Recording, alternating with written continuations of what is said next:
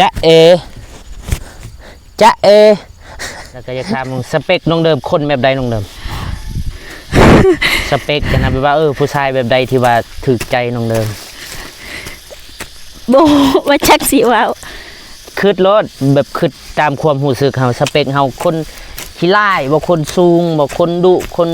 ขี้ดื้ออะไรก็แล้วแต่ขี้ร้าย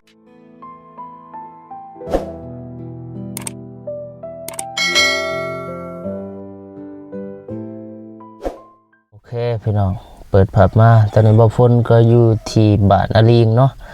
เมืองถาดแตงแขวงเสกองพี่น้องพูนเห็นน้องเด่นกับน้องเดิมพี่น้องกำลังทำงานหรือว่ากำลังเฮ็ดเวียกนี่แหละปลูกกาแฟบ่ฝนกับบ่ทันหูเนาะบังเอิญบ่ฝนมาแต่พูนแต่หงมอไปส่งทางน้องเพิ่นไปกวดหรือว่าไปเอ็กซเรย์ขาที่ว่าตอนบ่ฝนพาไปช่วงนั้นเนาะพี่น้องที่ว่าขาน้องเพิ่นเหลาหรือว่ากระดูกแตกแล้วก็พอดีครบรอบเดือนนึงบ่ฝนก็ได้ไปเอ็กซเรย์หรือว่าไปส่องไฟอีกเนาะแต่ก็อาการก็ยังเจ็บอยู่โอเคพี่น้องกับทักทายสบายดีเด้อสวัสดีพ่อแม่พี่น้องเบิดสู่คู่สู่คนบ่อยู่ในและก็ต่างประเทศเนาะก็ยินดีต้อนรับเข้าสู่ช่องเบาฝนเล่าไต่คือเก่าคือเดิมพี่น้องพอดีเบาฝนเดินทางมาแต่แขวงเสกองแล้วก็พอดีว่าสิมาแวะหาทางหนองเดิมเพิ่นไปแวะอยู่เฮือนแล้วก็บ่เห็นก็เลยได้มาหาถึงที่เนาะหรือว่าอยู่สวนทางหนองเพิ่นกำลังเฮ็ดเวียกอยู่พี่น้องโอเคเพื่อจะได้บ่ฝนก็เดี๋ยวสิไปหาทางน้องเดิมเพิ่นว่าเพิ่นเฮ็ดหยังแน่ตอนนี้กับน้องเด่นเพิ่นไปพี่น้องฝนตกอยู่แต่ว่าก็บ่ได้เป็นอุปสรรคสำหรับน้องเดิม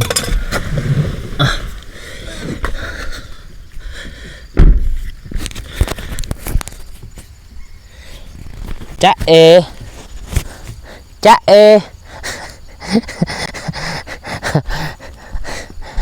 ปาโถฝนตกกับแข่งฝนอยู่เนาะน้องเด่นน้องเดิม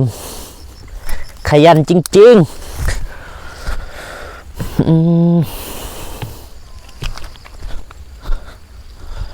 ปาตกแหน่ๆอยู่เนาะพี่น้องดินเปียกบนสบายดีเด้อน้องเด่นสบายดีโอ้ปลูกกาแฟบ่หรือว่าขุดคุ้มแล้วก็ปลูกเลยขุดไปนำปลูกไปนำจักมื้อแล้วปลูกปลูกแล้วแต่ว่ากามันเหลือปลูกใหม่อีกปลูกเพิ่มไวเติบเลยสันจนแล้วล่ะขอบใจเด้อน้องเด่นนะพนไปหาเจ้าหญิงนางเอกตัวจริง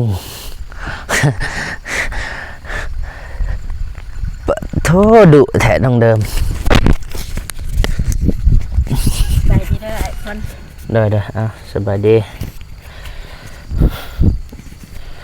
สบายดีครั้งเด้อไอ้ฝนสบายดีเด้อพ่อแม่พี่น้องผู้ใหญ่ใจบุญทุกทานสบายดี FC พังไทยพังลาวอยู่ต่างประเทศหรืออยู่ในบ้านก็ขอสบายดีและสวัสดีเบิร์ดคุณสุขอนเดอร์สบายดีโอเคคือดุมันแท้เจ้าบ่ได้ดุบ่ฝนมาแต่บ้านพุ่นก็เห็นเด้ขี่กายเห็นอยู่แต่ว่าขึ้นในใจเบิ่งบัดมาเทื่อสิแวไอ้คนไปไสไปห้องหมอไผบ่สบายพาน้องสาวที่ว่ากระดูกแตกกระดูกร้าวช่วงนั้นเด้ไปส่องไฟอีกมื้อนี่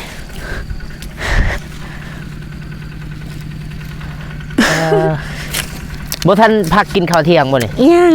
ป้าโทษจน12 โมงนะพอดีเที่ยงโมงพี่น้องตอน12 โมงตอนเที่ยงสมควรพักกินข้าวกินน้ำนะพี่น้องฝนตกแต่ว่าน้องเพิ่นก็ยังบื่นเฮ็ดเนาะไม่โทรศัพท์บ่ฝนเปียกเลยพี่น้องโอ้โหมันสิถ่ายดนปานใดป้ากาแฟน้องเดิมนี่โรไม่เปิ้งจัก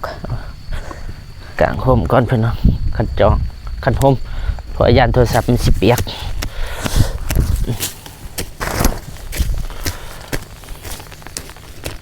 นี่กาแฟน้องเดิมจะได้เบียร์พ่ออยู่วะเรือโดยเลยน้องเด่นขุดตาเรือลายบ่หัน โอ้ลายเติบเลย ซองมือเฮาฮอดลงตักน้ำมือ ปาโท ตาย ไปตัก โดยอุลุม โอ้3ตักเนาะตักแล้วก็มาหดพอดีแล้วปีหนึงก็บ่แล้ว ไอ้ต้นแท้ ว่าละเล่มมาแย่บายกินจ๋า หดแล้วก็ฝนตก โดย เสียแหงถิ่มละละเนาะ โดย ไอ้ต้นเด้น้องเดิมเพิ่นหดเนาะพี่น้องเพราะว่าฝนบ่ตกทางบ้านน้องเพิ่นหดกาแฟหดแล้วพอดีฝนตกเพิ่นว่า เมื่อวานฝนตก สาธุให้กาแฟนี่งามซะ โดย น้องแดกไปไส ไปทำงาน ไปทำงานล่ะ โดย อ๋อบัดลานอยู่นำไผตอน อยู่นำนันปะ อยู่นี่บ่หรือว่าอยู่บ้านเพิ่น อยู่บ้านทงไว้ โอ้ เพราะว่าบ่มีไผเบิงเฮาจะเฮ็ดเวียก ไปทำงานอยู่ไทยบ่ บ่อยู่เวียง อ๋อ บัดแล้วเฮาเฮ็ดเวียกปะมา2คืน อ๋อเด้อได้นับอยู่บ่จักเบี้ยปลูกนะ บ่ได้นับบ่ได้นับเพราะว่า เมาอันนั้นแดดละ เมาแดด เพราะ แล้ว ว่าอยู่นี่อากาศร้อนแฮง แมนหอนแต่ฝนตกนี่ยังหอนรู้สึกมันเอานะพี่น้องเนาะเบิ้งบ่ฝนสิไทยกาแฟน้องเดิมพี่น้องพอดีเชียร์หญ้าไปนำปลูกไปนำขุดคุมไปนำแล้วบาดเดียวเลยพี่น้องพูนแต่ว่าไอ้ต้นทางหนองเพิ่นเนาะประมาณ2 มื้อนี่แหละหนองเพิ่นว่าไปตักน้ำอยู่ห้วยพูนห้วยที่เบาฝนได้ไปทายมื้อนั้นเนาะแล้วก็มาฮดกาแฟขึ้นเอาพี่น้องฮดแต่ละกกนี่จนทั่วสวนนี่แหละจากเท่าไรพันกกพุ่นแหละมาหดแล้วพอดีฝนมื้ออื่นซัมบวานะพี่น้องเสียแหงซื่อ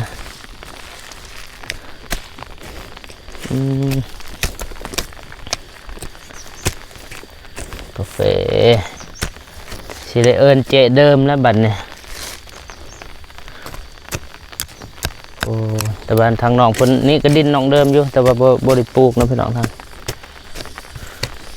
ผู้ใดหันแม่เฒ่าเจ้าบ่เดิม ฮะ แม่เฒ่าหันแม่เฒ่าเจ้าบ่พี่น้องเจ้าบ่ โดย แม่เฒ่าเราปลูกมันป้าเบียร์ลายเรือลายนะพี่น้องเนาะนี่เบียร์กาแฟประมาณ200พี่น้อง200เบียร์ประมาณนี้แหละถือว่ายังหลายเติบ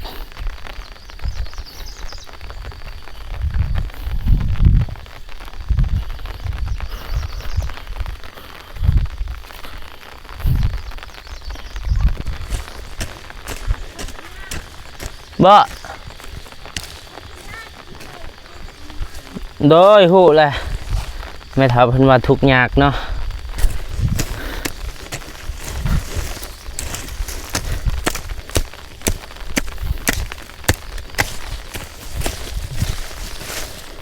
น้องเด่นน้องเดิม เสียไปนำทิมหญ้าไปนำทิมไปพ่นคันบ่ไปทิมละอะหมอง ทิมอีกปาโถพี่น้องเบิ่งแปลนเติดเสียหญ้ายังบ่แล้วพี่น้องต้องได้กองไว้แล้วเอาไปทิมพูนความว่าใส่ใจเนาะน้องเดิม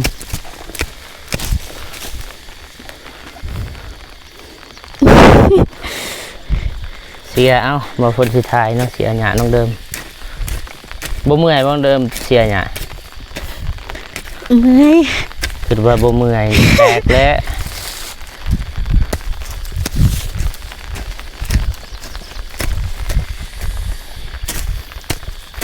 น้องเดิมแล้วสิเบิ่งลานบัดนี้เนาะ โดย น้องเด่นเมื่อได้ไปทำงาน เดือน5เดือน6บ่ เดือนหกจะสิเบิ่งลานบัดนี้เนาะ โดย สิได้เป็นแม่เลี้ยงแล้วบัดนี้แอบเลี้ยงลูกเลี้ยงเต้าแล้วบัดนี้ เป็นแม่เฒ่า เป็นแม่เฒ่าแล้ว โดย เป็นเฟซอยู่เฟซน้องเดิมแม่เฒ่าเพิ่นว่า เพชรเก่าอันนั้น เขาเล่น โอ้ เลย ลื ตั้ ม ง เฟซเก่า ตั้งเฟซใหม่ โทรศัพท์นำน้องเดิมมาเต็น อยู่เฮือน อ๋อออกให้น้องเด่นออกจากระบบ ออกแล้วก็ลบทิมนะบ่ให้คนอื่นลิ้นเฟซเฮา โดย เขาลิ้นในทางที่ดีก็ยังใครแน่ได้เป็นลิ้นในทางที่มันบ่ดีไปแซดในนี่นั่นมั่วสั่วมันสิ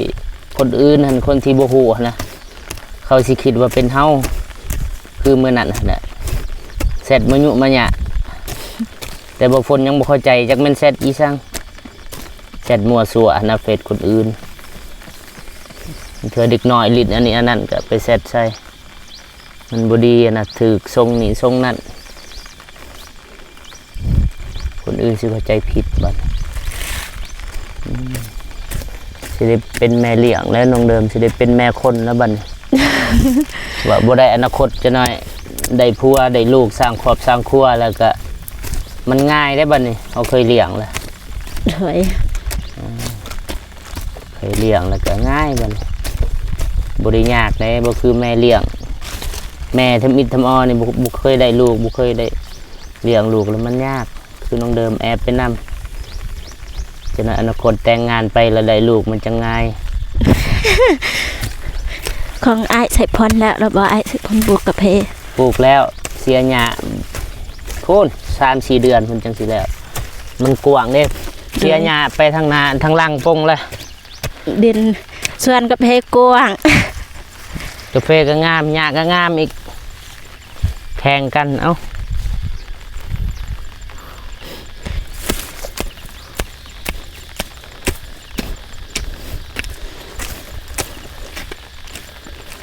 ให้ไอซอยป่ะ บ่เป็นหยัง สิเชียร์หญ้าโซให้น้องเดิมเชียร์หญ้าพอ ไล่ เสีย ข้าง กาแฟ ละอ้ายใส่พรซอยน้องเดิม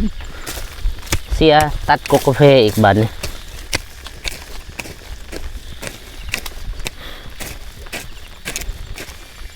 บ่อุกบ่แบบว่าเลี้ยงหลานมั้งเด้อบ่ขี้ขลาดบ่แบบว่ายันสอนี่นั่นน่ะ บ่ เลี้ยงง่ายอยู่บ่ ก็ง่ายอยู่หลาน ง่ายคันมีนมเนาะ โดย มีนมให้กินเทื่อเด็กน้อยเพิ่นก็บ่ให้บ่สอเนาะ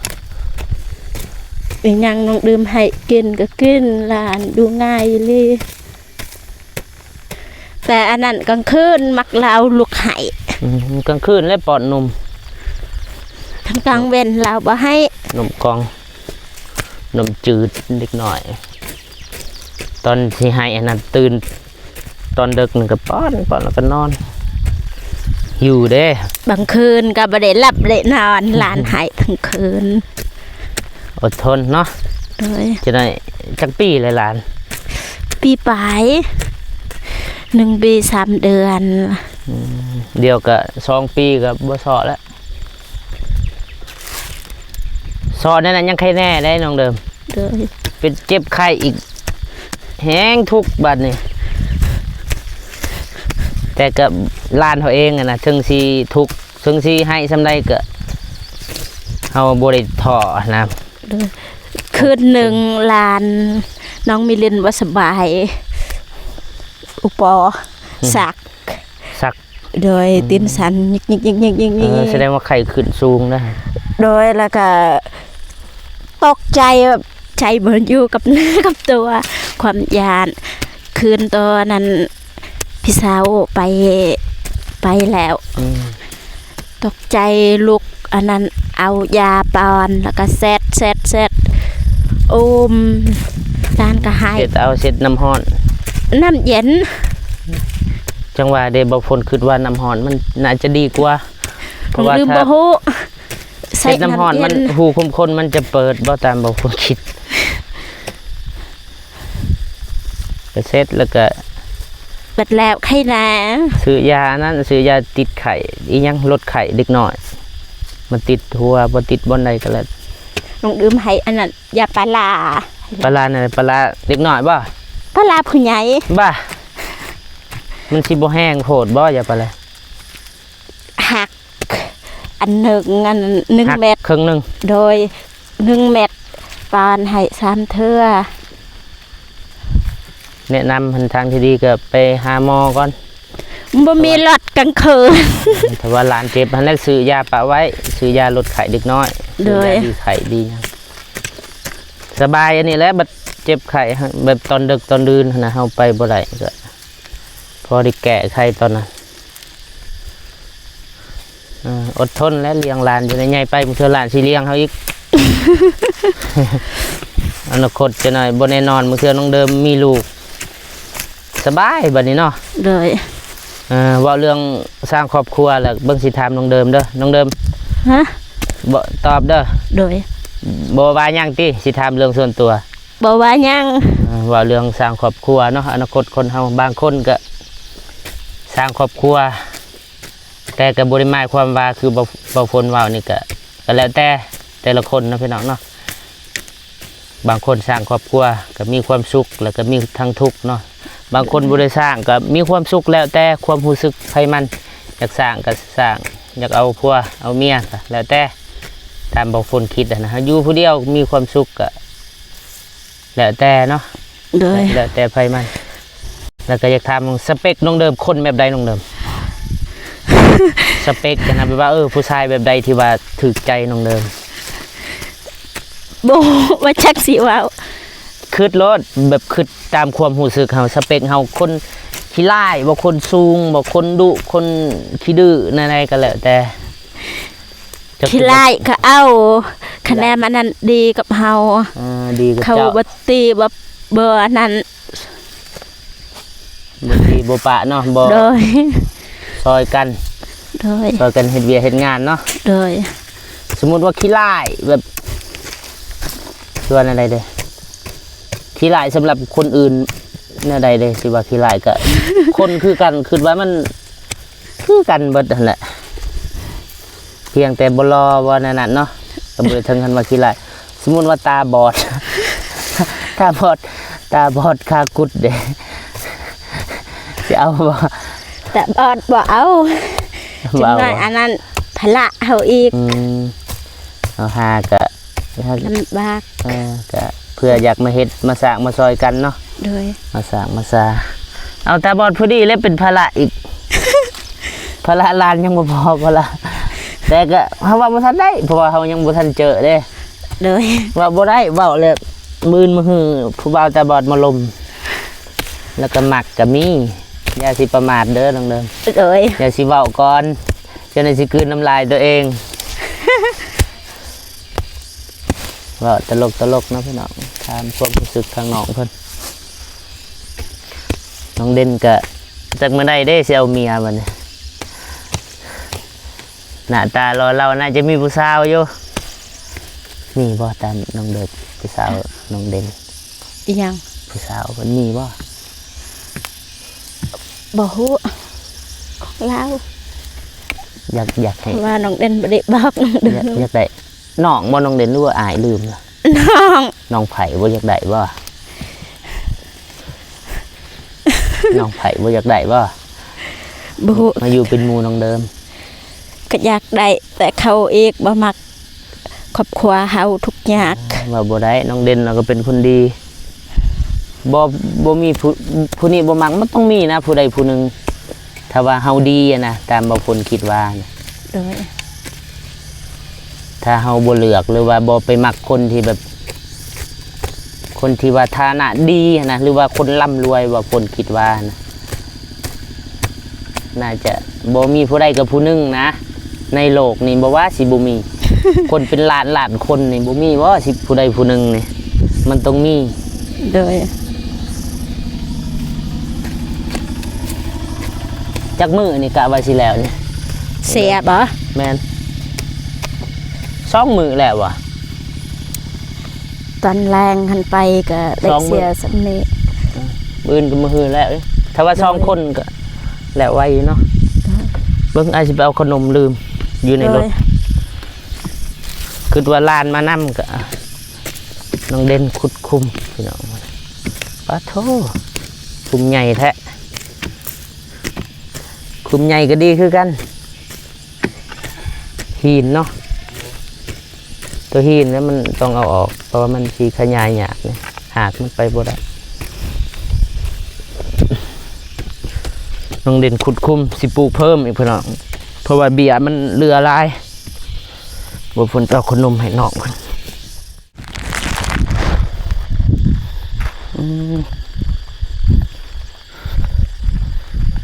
ขนมฝากน้องบ่มีหยัง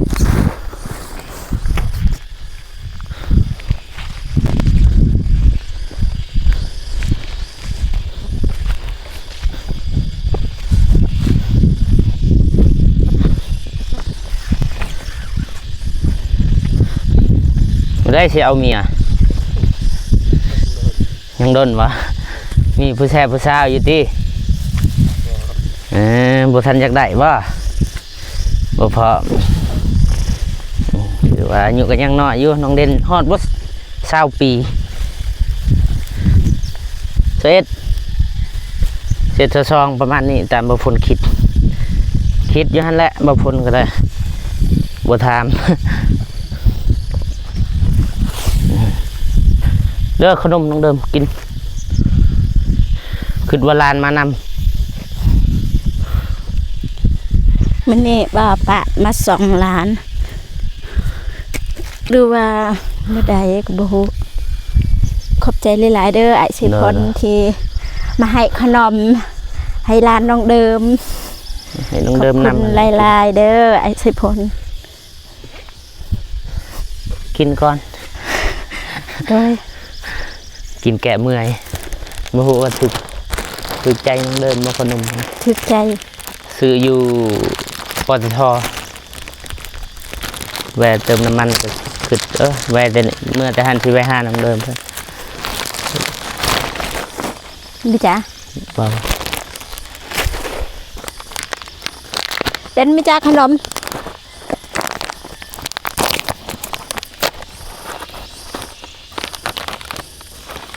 คือสิบ่มีไผถามเนาะน้องเดิมมาสเปคแบบใด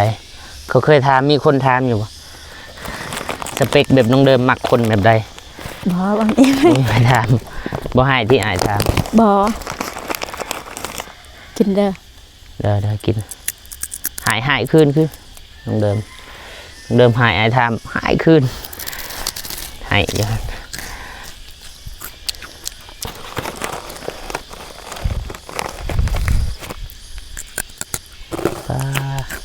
เอาไปถิ่มพุ่นเน้อยหยาที่ว่าเสียแล้วน้องเดิมโอ้ เสียแล้วสิปลูกอันนั้นสลีอีก เสียหยาบ่ใส่ถุงมือมันขี้ดินมันสิเข้าไปในเล็บเจ็บได้เล็บ มันเฮ็ดให้อันบ่ฝนคือกันบ่มักใส่ถุงมือแต่ว่ามันเจ็บอยู่ดิขี้ดินมันเป็นตันในเล็บนะ2 เล็บนะ อีเหลือ บ่เลือกดอกสำนี่ที่บ่ฝนนี่สำนี่พุ่นปีนี้คือน้องเดิมนี่2 วางอันนี้บ่ฝนบ่ได้ปลูกกกนี่พุ่นกลายไป2 เม็ดตัวนี้เม็ดหนึ่งได้บ่ ฮะ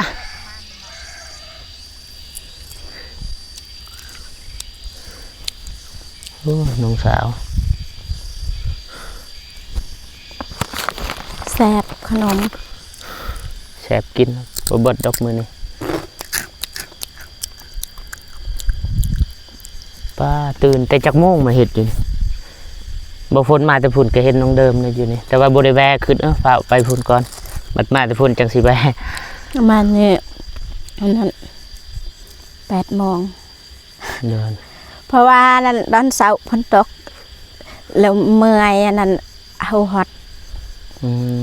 เลย สิได้แห้งเนาะ โดย เมื่อยเป็นเมื่อยหดช้ำขึ้นมาแต่หลุมเนาะพี่น้องพุ่นหัวอยู่พุ่นขึ้นคอยขึ้นมาเพื่อหดอันนี้กกกาแฟ ฮอตทุกกอกเลย เพื่อให้มันงามพี่น้องหดแล้วก็บังเอิญหดแล้วพอดีแล้วทั่วสวนเบิดเลยฝนตกบัดนี้ ก็ส่วนหนึ่ง3 กอกเอาฮอต ส่วนหนึ่ง3 กกเฉลี่ยใช่พี่น้องหรือว่าส่วนหนึ่งก็คือประมาณบ่ฮอด10 ลิตรประมาณ6 ลิตรประมาณนี้6-7 ลิตรนะส่วนหนึ่งส่วนนี้น้อยนี่หรือว่าส่วนใหญ่บ่ประมาณ6-7 ลิตรนี่แหละมาฮดเนาะกาแฟระดับ1,000 กกขึ้นเอามันถือจากส่วนหนึ่ง3 กกบ่ส่วนหนึ่งต่อ3 กกบ่ โดย สัว1 3กก10สัวก็30กก100สัวก็300กกปะโถระดับ200สัวพี่น้องมาเพิ่น200เทื่อเนาะกลับไปกลับมาเพื่อหดกาแฟคือเพิ่นเว้าเคยยินมาเพิ่นว่าถ้าเป็นไปได้คือน้องเดิมก็อยากให้มันงามมื้อนี้เอาเบิ่งแยงกาแฟเนาะหดให้มันงามอีก2ปีข้างหน้าให้กาแฟมาเบิ่งเฮาอีก โอ้ย มาเบิ่งแยงเฮากาแฟมีมากแล้วบัดนี้ก็เฮาเก็บเอาไปขายหั่นเด้เบิ่งแยงแบบใดก็คือแบบนั้นหั่นคือกาแฟมันมากแล้วเนาะ2ปีข้างหน้าหรือว่า3ปีเพิ่นดูแลเฮาบัดนี้แต่นี่ต่อไปแต่นี่5 2ปีเฮาดูแลเพิ่นดูแลกาแฟนั่นใดก็ได้ให้เพิ่นอยู่รอดแล้วก็มีผลให้เฮาบ่แม่นว่าปลูกประดับประดาได้ปลูกวางพ้นเนาะพี่น้องเนาะปลูกอยากได้มาก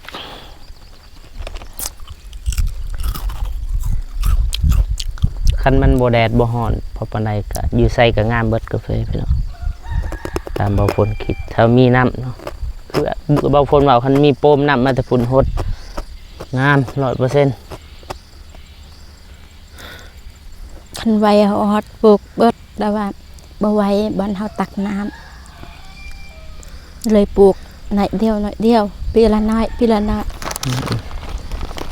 บ่พักเมื่อกินข้าวกินน้ำบ่1 โมงแล้วนี่ผู้บ่าวเจ้าบ่ฝรั่ง บ่ บ่แม่นฝรั่งเนาะคือว่าฝรั่งขี่รถมาแต่พุดไปเนาะโอ้ยเมื่อพุ่นล่ะเลาะขายสิน แต่นี่หยองนี่กลับอิสอามัดนี่อ๋อ ปลูกบ่ปลูกเลิกก็ได้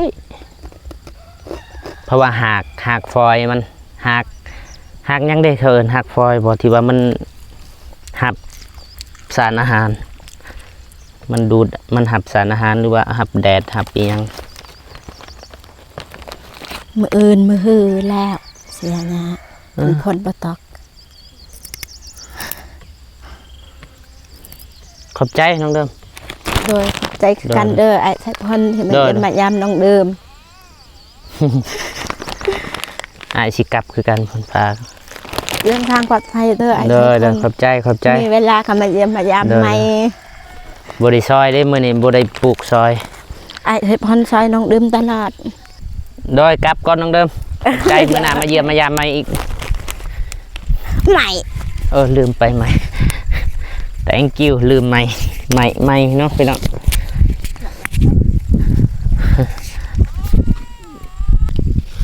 เมื่อก่อนเด้อน้องเด่นเด้อ โดยเดินทางวันไทย เด้อขอบใจเด้อโอเคพี่น้องบางคนก็บ่ได้มีหยังมาฝากมาตอนทางน้องเพิ่นแต่ก็มาเยี่ยมมายามเนาะบังเอิญบางคนมาแต่ห้องหมอแล้วก็เห็นน้องปลูกกาแฟกับน้องเด่นแล้วก็ได้แวะเบิ่งเนาะแล้วก็ได้ถามสเปคน้องเดิม ว่ามักผู้ชายแบบใดพี่น้องโอเคพี่น้องมีแต่บางคนก็สิเดินทางกลับบ้านพุ่นละมีแต่ว่าบางคนฝากขอบใจผู้ใหญ่ใจบุญเนาะทุกท่านที่เข้ามาเบิ่งมาติดตามรับชมส่องของเบาฝนเนาะแต่ต้นจนจบเบาฝนขออวยพรให้ผู้ใหญ่ใจบุญทุกท่านจงอยู่เย็นเป็นสุขเด้อสุขกายสุขใจสุขภาพแข็งแรงความเจ็บบ่ให้ได้ความไข้บ่มีให้ร่ำให้รวยปรารถนาสิ่งใดขอให้ได้สิ่งนั้นเนาะโอเคพอๆกันคลิปต่อไปสำหรับคลิปนี้เบาฝนขอกล่าวคำว่าสบายดีเด้อบ๊ายบาย